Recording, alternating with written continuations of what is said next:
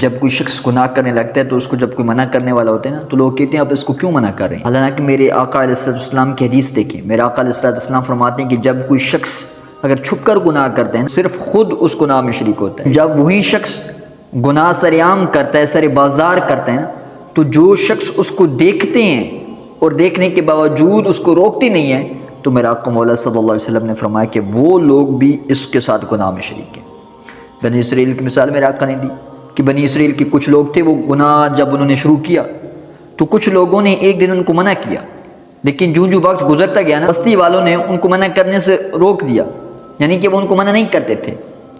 کیونکہ وہ کہتے تھے کہ ہم نے اب ان کے ساتھ بیٹھنا ہے، ہم نے اب ان کے ساتھ کاروبار کرنا ہے، تو منع کرنے کی کیا فائدہ۔ تو میرے رب نے ان دونوں کے دلوں کو آپس میں ملا دیا